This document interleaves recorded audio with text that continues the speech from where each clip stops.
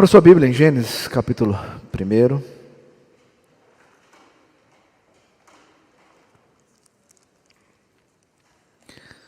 Gênesis, capítulo 1.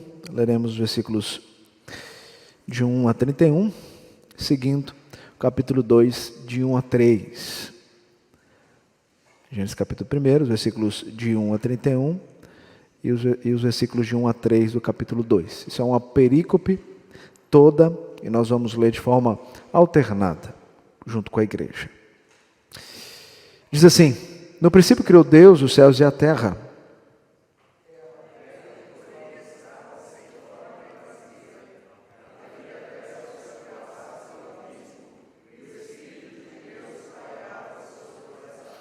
Disse Deus: haja luz, e houve luz.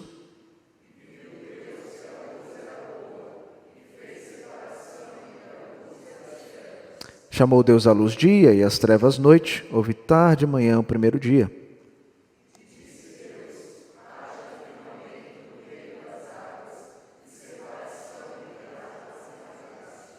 Fez, pois, Deus o firmamento e separação entre as águas debaixo do firmamento e as águas sobre o firmamento, e assim se fez.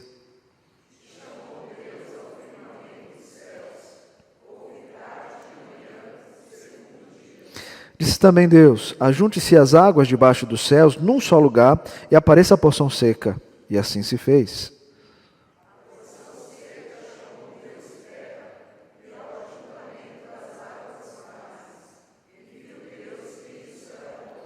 E disse: produz a terra relva, ervas que deem semente e árvores frutíferas que deem fruto segundo a sua espécie, cuja semente esteja nele, sobre a terra. E assim se fez.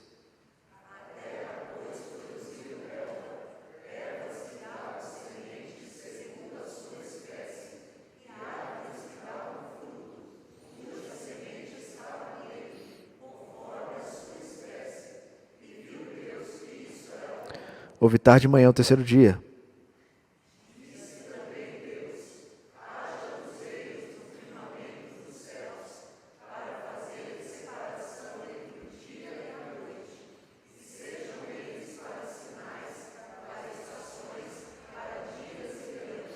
E sejam para luzeiros no firmamento dos céus, para alumiar a terra, e assim se fez.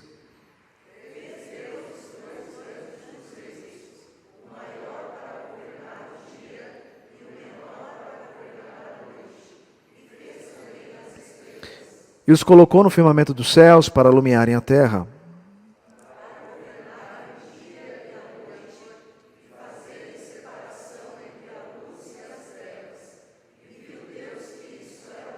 Houve tarde e manhã o quarto dia.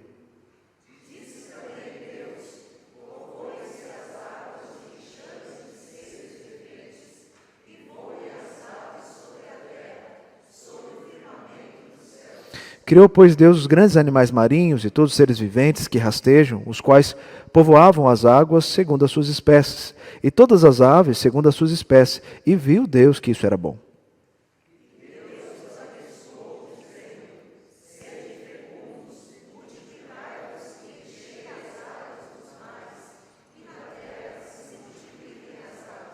Houve tarde e manhã o quinto dia.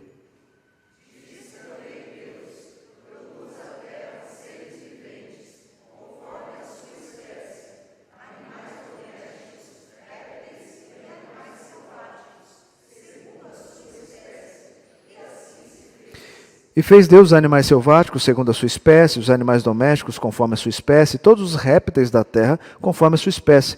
E viu Deus que isso era bom.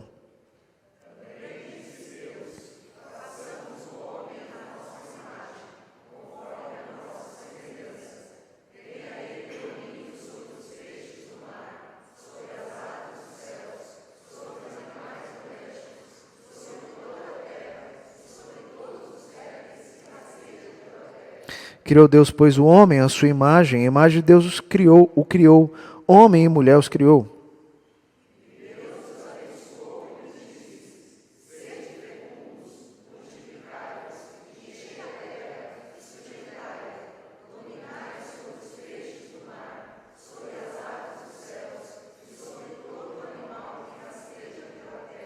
E disse Deus ainda: eis que vos tenho dado todas as ervas que dão semente, e se acham na superfície de toda a terra, e todas as árvores em que há fruto que dê semente, isso vos será para mantimento.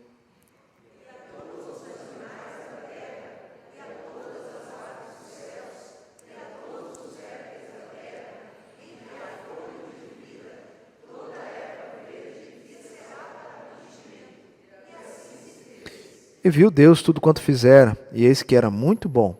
Houve tarde e manhã, o sexto dia.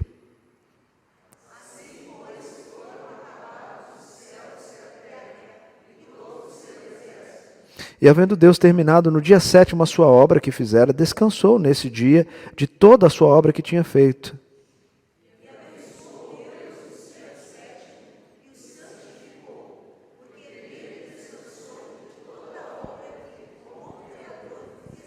Vamos orar? Acabamos de ler a Tua palavra, Senhor. Queremos entender as Tuas verdades nessa linda palavra que nos revela o Deus Criador. Ajuda-nos então a entender, ajuda-nos, ó Deus, a sair daqui edificados pelo Teu Santo Espírito, para o louvor e glória do Teu nome. É que nós te pedimos em nome de Jesus. Amém. Queridos, quando você lê Gênesis, você lê com que propósito? Muitas das vezes nós vamos para a leitura do primeiro capítulo da Bíblia, principalmente o primeiro e o segundo capítulo, tentando encontrar respostas. Respostas sobre a nossa existência, respostas sobre tudo que existe sobre a terra, respostas sobre se Deus criou todas as coisas em 6 dias de 24 horas. Nós buscamos entender se de fato aqui nós temos as respostas apologéticas para defender o criacionismo, contrapondo o evolucionismo. Muitas das vezes a nossa leitura ela é carregada de pressupostos que não condiz com a ênfase que Moisés quis dar ao relatar para nós o que está escrito aqui. Por isso eu quero chamar a atenção para esses versos e, juntamente com os irmãos, compreendermos qual é a essência daquilo que precisamos entender sobre a origem de todas as coisas. Quem é o Criador? Quem são as criaturas? E com que propósito nós existimos? O texto vai nos falar. Então, nós vamos olhar para o texto dentro dessa perspectiva e tentar fazer uma leitura um pouco diferente que muitas vezes nós fazemos. Nós não vamos aqui entrar em todos os detalhes, o texto é muito longo, aqui cabe vários sermões. Inclusive, eu quero iniciar, então, aos domingos à noite, as exposições aqui em Gênesis, do primeiro capítulo até o capítulo 11, e a proposta é olhar para a origem de todas as coisas e ainda estudarmos mais a fundo em outro sermão sobre quem é o homem e o que o homem precisa fazer neste mundo, e depois também sobre o propósito do descanso. Por que precisamos descansar?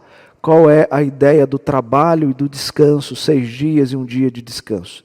Então nós vamos pregar isso posteriormente nos domingos à noite. E de manhã nós continuaremos as exposições na carta de Paulo aos Efésios. Pois bem, queridos, a primeira coisa que precisa entender é o contexto. Quando que Moisés escreve o livro? Ele está escrevendo ali em meados de 1200 a 1500 a.C. E ele está escrevendo então para que povo? Ele está escrevendo justamente, datando essa época, ele está escrevendo para o povo que está saindo do Egito. Lembra, o povo ficou 400 anos escravos no Egito. Deus levanta Moisés, e Moisés então é o libertador de Deus para levar esse povo para a terra que Deus havia prometido a Abraão, a terra que emana leite e mel. Então, esse povo está saindo. Só que Moisés, ao escrever isso aqui, ele escreve para mostrar para o povo que eles precisavam entender de fato quem é Deus. O Deus que fez aqueles milagres é um Deus muito maior do que qualquer outra coisa que eles já ouviram a respeito das mitologias existentes. E existia ali muitas mitologias a respeito de quem eram os deuses ou da existência do universo. Mitologia babilônica, entre outras, que tentava pontuar elementos da criação como elementos divinos. O sol, a lua, a água, as estrelas, como divindades criadoras. Ou para mostrar a realidade de que aquele que cria, não só cria, mas também sustenta, pois é o mesmo Deus que está agora levando eles a cumprir um propósito que Deus já havia prometido há mais de 400 anos atrás. Então, Moisés, ele escreve para esse contexto, dentro dessa perspectiva. Então, ele não está aqui querendo responder perguntas filosóficas sobre quem, de fato, é o elemento, o arqué de todas as coisas. Porque Moisés já parte do pressuposto que o arqué, o princípio de toda a existência humana, se dá na essência daquele que cria, em Deus. Então Moisés não está preocupado em relatar aqui para nós sobre matéria autoexistente ou matéria que passa a existir a partir de Deus. Ele está partindo já de um pressuposto que Deus é aquele que vai criar. E não só vai criar, Ele já criou. E o povo poderia olhar e ver que tudo aquilo que eles estavam vivendo, presenciando, e os grandes milagres que Deus estava fazendo ao libertar esse povo do Egito, era o mesmo Deus do princípio de todas as coisas. Então essa proposta que Moisés traz para nós, ao relatar a realidade de toda a criação e pontuar como Deus faz isso. Então nós vamos entender essa realidade. Queridos, nós vamos olhar aqui para a estrutura, e eu penso que aqui nós podemos dividir em 3 partes. O versículo 1 e 2 vai trazer para nós uma espécie de introdução de um conflito existente. Qual é o conflito? A terra estava sem forma e vazia. E por conta disso, Deus passa a ser aquele que vai resolver o conflito. Ele cria. E é isso que o título do versículo 1 está mostrando para nós. E a partir do versículo 3 até o versículo 31, nós temos então Deus mostrando como Ele vai resolver esse problema existente. A terra que estava sem forma e vazia passa agora a ter forma e ter conteúdo.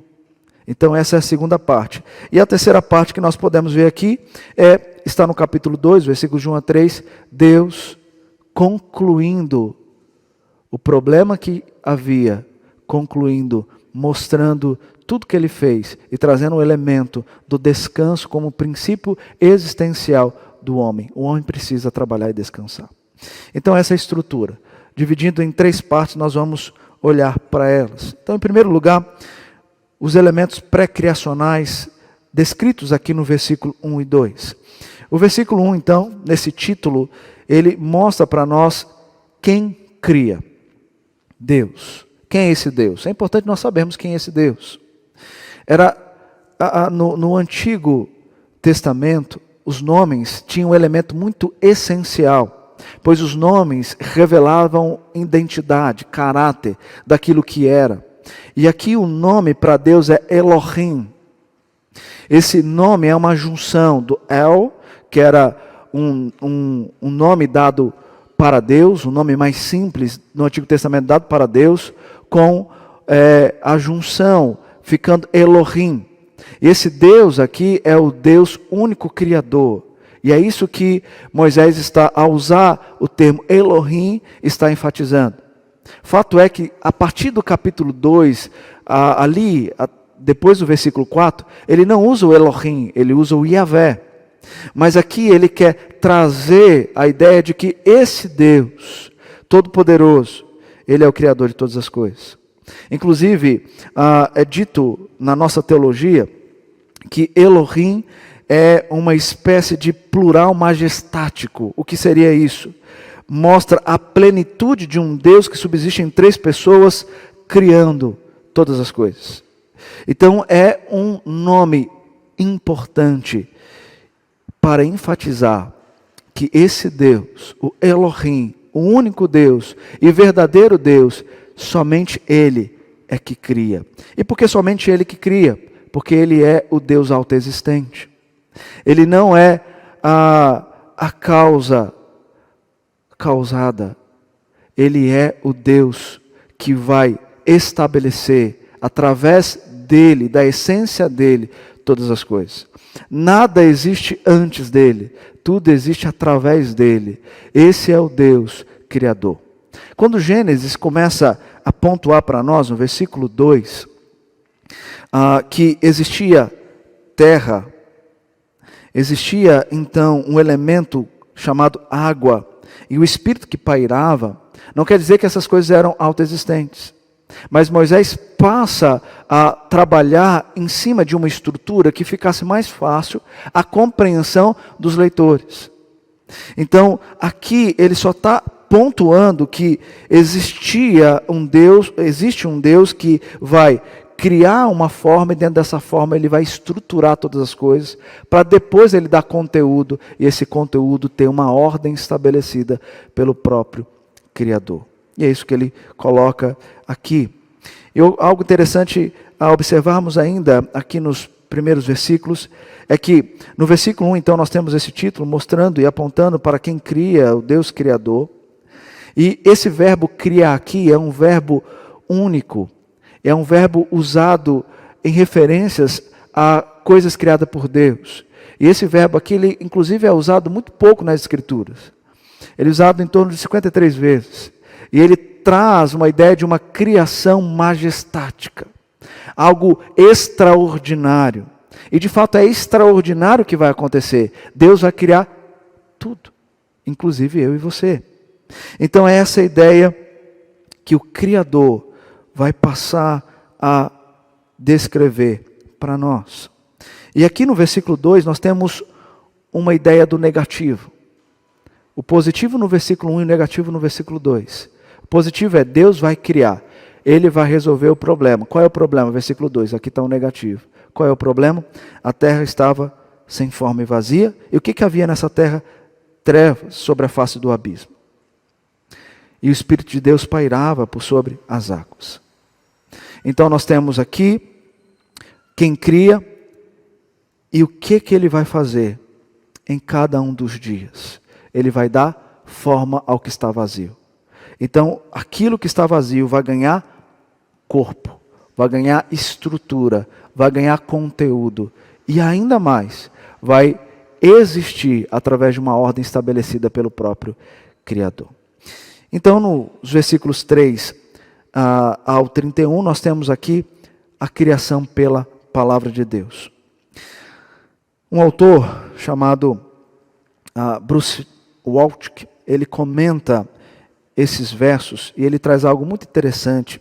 Ele diz o seguinte: Deus avança criativamente para o abismo e trevas primordiais com o fim de transformá-los no universo magnificente, ordenado e equilibrado. Os que se submetem ao governo do Criador se certificam de sua história, não terminará em trevas e caos trágicos, mas continuará em luz e ordem triunfantes. Como Deus abre a cortina do drama da criação em dias sucessivos, avançando rumo a um clímax, assim Ele desenvolve o drama da história por meio de épocas sucessivas, que atinge um clímax dramático quando todas as criaturas volitivas se curvarão diante de Cristo. Então, diante de um estado negativo, Deus estabelece algo belo, maravilhoso. O arquiteto do universo, ele dá forma ao vazio. E não só dá forma, ele traz beleza. Por que nós podemos ver as coisas e definir se elas são boas ou ruins, belas ou más? Ou feias, né? Belas ou feias, boas ou ruins. Por que nós podemos? Porque nós temos um princípio para identificar todas elas. O princípio está na criação. Deus mostrando o que é belo. Deus mostrando a sua beleza no ato da sua criação. E Deus vai fazer isso falando e as coisas passando a existir. E aqui nós vamos ver nos versículos de 3 a 10, Deus, em primeiro lugar, trazendo uma estrutura. Então a terra está sem forma e vazia, ela precisa ter uma estrutura para compor conteúdo. Que estrutura então Ele vai mostrar para nós? Primeiro, há trevas, Ele traz luz. Disse Deus, haja luz e houve luz. O segundo elemento que Ele vai trazer para nós é céus e águas. E ele vai preencher então o espaço vazio em torno da circunferência da terra, separando os céus da terra, separando ali o firmamento e as águas. E veja que o texto já traz aqui no versículo 2 que existiam águas. E quando Deus vai criar a água, Ele vai criar a água debaixo do firmamento. E Ele vai então, ao criar o firmamento que é os céus, Ele vai fazer separação com essa água existente, com a água que Ele cria, que são os mares. Ele vai dar nome a essas águas de mares. Ele faz separação então entre céus e água. E o terceiro elemento que vai compor essa estrutura é o que ele vai dizer: ajunte-se as águas debaixo dos céus num só lugar e apareça a porção seca. Veja que aqui Moisés está dizendo: apareça a porção seca. Por quê? Porque lá no versículo 2 ele já disse que tinha terra. E quando a água que ele cria, essa água ela vai ocupar toda a circunferência da terra. E agora ele vai separar, Deus vai separar essa água para que a porção seca apareça. Então nós temos uma estrutura. Existe céu, existe terra. Agora Deus pode dar conteúdo à forma. Agora não está mais vazio, mas precisa entrar um conteúdo de vida. E qual é o conteúdo de vida que ele passa a relatar? São os versos seguintes, que estão a partir do versículo 11 ao 26. Em primeiro lugar, a vegetação. Bruce Waltke também vai dizer que a terra é o agente por meio do qual Deus media seu poder gerador. Assim, chamada natureza é mediada pelo poder e vida de Deus. Deus passa da forma ao vazio com vida, e não só com vida, fazendo com que essa vida seja frutífera. A vegetação que Deus agora coloca na terra, ela vai dar frutos. Então a vida, ela passa a existir na forma, na estrutura, e começa pela vegetação. Ao dizer, produz a terra relva, que dêem semente, e árvores frutíferas que dêem fruto segundo sua espécie, ele tem em vista não apenas que as ervas e as árvores fossem então criadas, mas que ao mesmo tempo fossem revestidas com o poder da reprodução, para que as suas várias espécies fossem perpetuadas. Mas não só coloca aqui a vegetação, mas agora ele vai colocar um elemento que vai dar à vegetação vida, a fotossíntese, aquilo que vai fazer com que a vegetação permaneça existente e continue pelas gerações, que são os grandes luzeiros. Então, primeiro Deus cria a luz. E como a luz ela vai existir se só agora no quarto dia Deus vai estabelecer aquele que vai governar a luz? Porque a luz ela existe pela glória de Deus. Quando Deus colocou a luz, Ele já mostrou que essa luz emanava dele. Mas agora Ele vai trazer uma ordem para o princípio da luz. E essa ordem vai ser através dos luzeiros, o sol e a lua. Perceba que Ele não nomeia aqui como sol e lua. Ele fala de grandes luzeiros. Por quê? Porque para a mitologia da época, o sol e lua eram deuses. Então Moisés vai mostrar que esse Deus que estabelece o sol e a lua como governadores do dia e da noite, eles não são deuses. Eles são elementos criados por Deus. E não só o sol e a lua, mas também as estrelas. E veja que as estrelas aqui não estão para serem usadas para definir horóscopo. Elas são aqui como sinais para estações, dias e anos. Sinais. E não para definir coisas indefinidas, ou coisas que o homem passa a criar diante de uma ideia contrária à própria Escritura.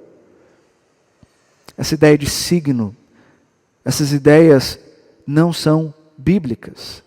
Parte da existência humana e do desejo humano de querer trazer respostas que definem o homem. O seu signo define o seu caráter e faz com que você se identifique por aquilo que você é. Aonde isso está na Escritura? Aonde Deus fala que assim é que Ele faz? Porque lá no versículo 26 ele diz que o homem, ele é a imagem e semelhança dele. E todas as coisas agora são provenientes dessa imagem que foi impressa no homem. E não de outra coisa da sua criação. Então, o texto vai mostrar para nós que os luzeiros passam a ocupar para fazer com que a vegetação, para fazer com que nós pudéssemos desfrutar desses elementos para a nossa existência. O homem precisa disso para a sua existência. Além disso, ele vai colocar sobre as águas peixes e sobre os céus as aves. Deus coloca na estrutura da terra e dos céus vidas. E veja que, diferente das plantas, ele traz agora o elemento do povoar. Ele vai falar para que tanto as aves dos céus como os peixes do mar, eles se reproduzam e multipliquem.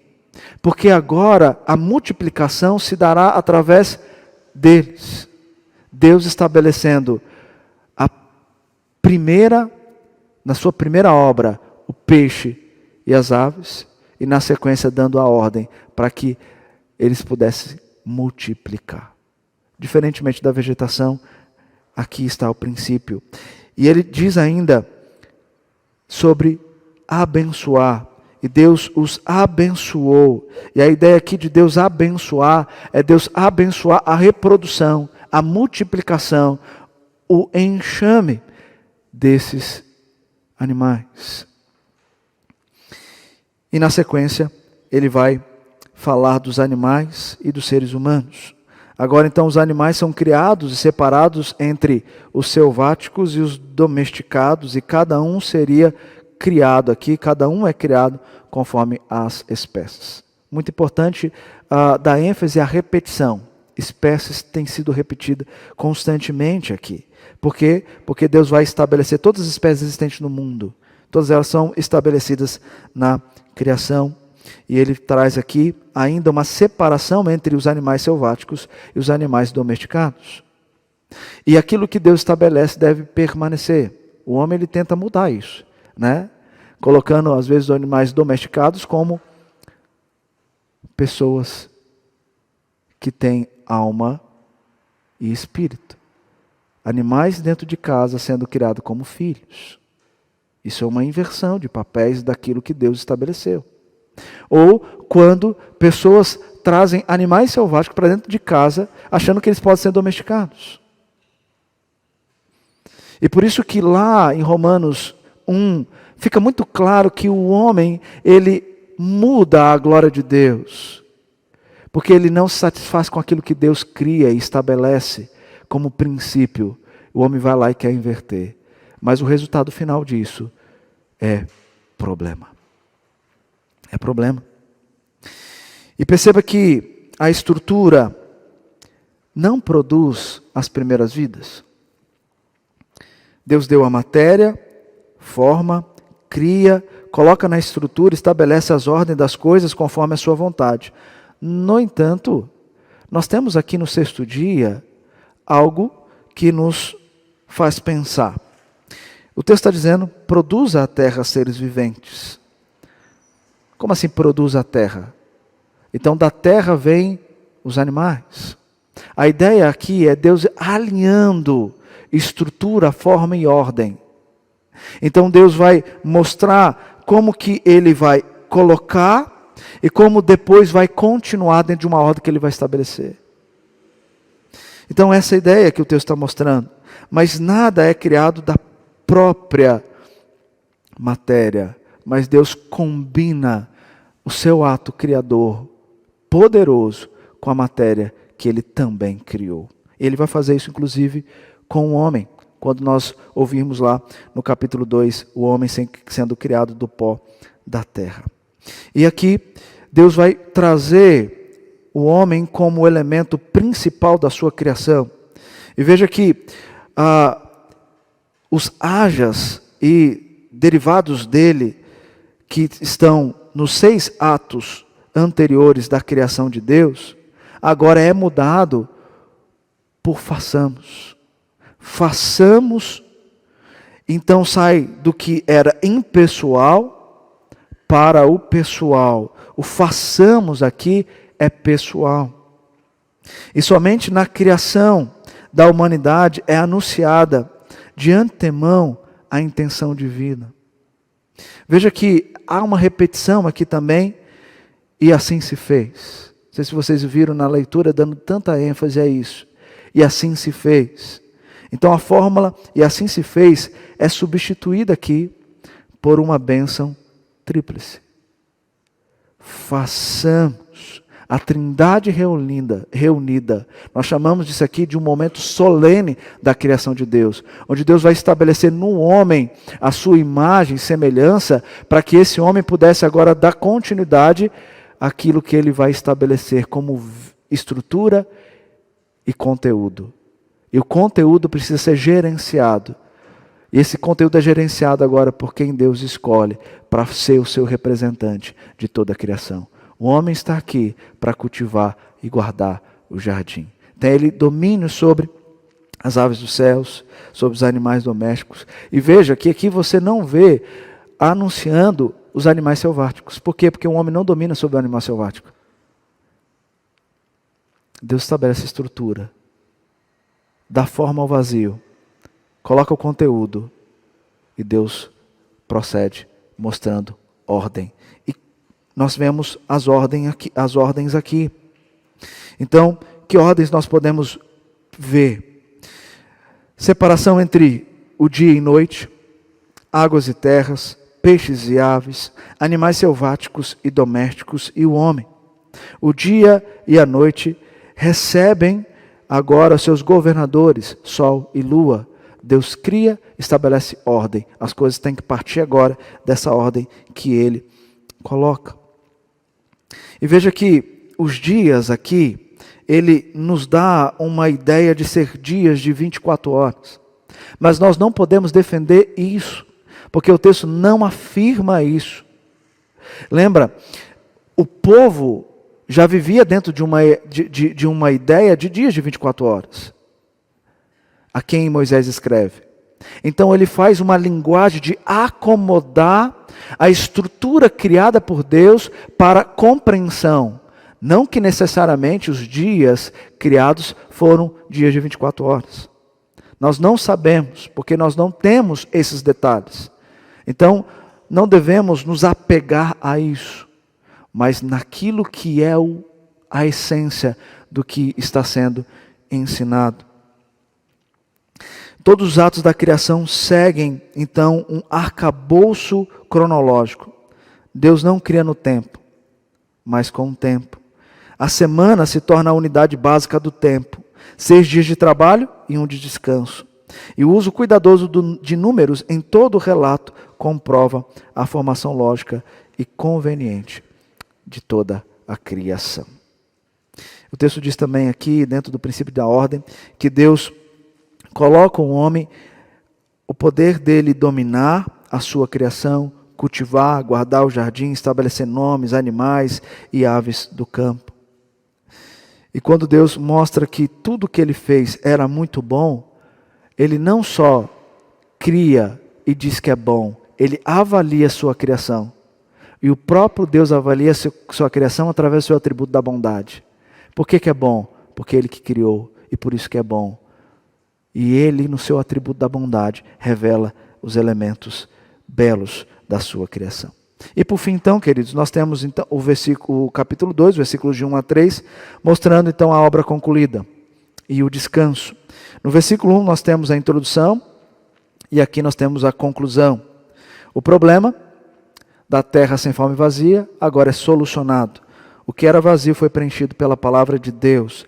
E Deus estabelece ao homem o descanso em propósito. Isso é muito importante nós entendermos. Deus não descansou porque ele estava cansado.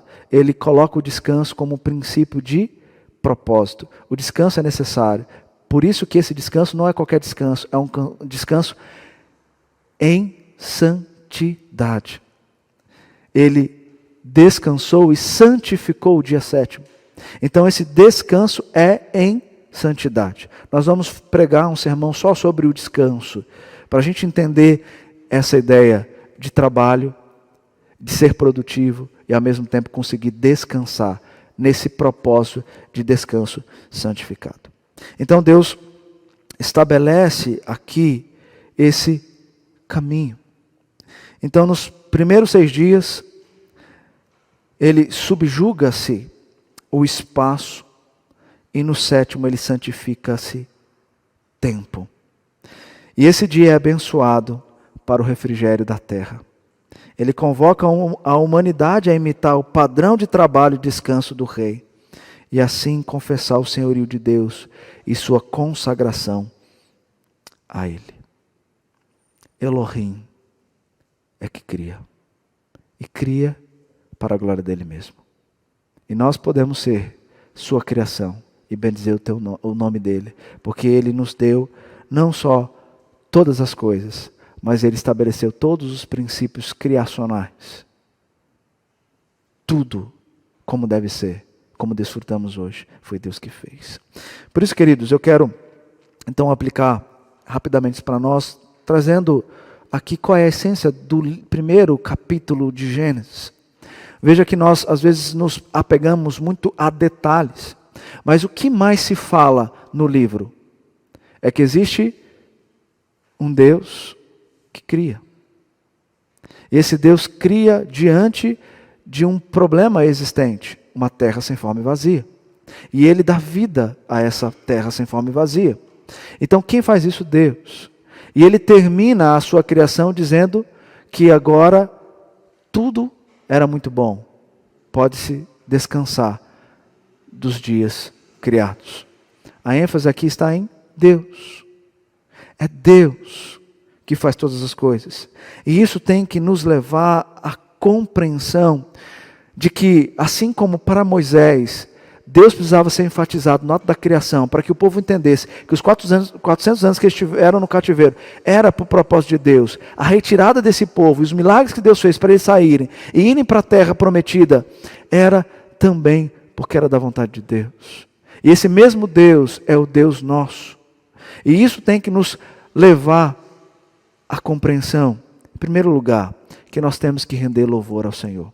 Francis Schaeffer, no livro dele, falando sobre Gênesis de 1 a 11, chamado Gênesis, Espaço e Tempo, ele vai falar o seguinte: o nosso louvor a Deus não está, em primeiro lugar, na área da soterologia. Se formos inteiramente bíblicos, não o louvaremos primeiro porque Ele nos salvou, mas porque Ele desejou que todas as outras coisas, incluindo o homem, existissem. Por isso que nós louvamos a Deus. Outra coisa, no plano executado da sua vontade, nós somos as peças fundamentais da existência.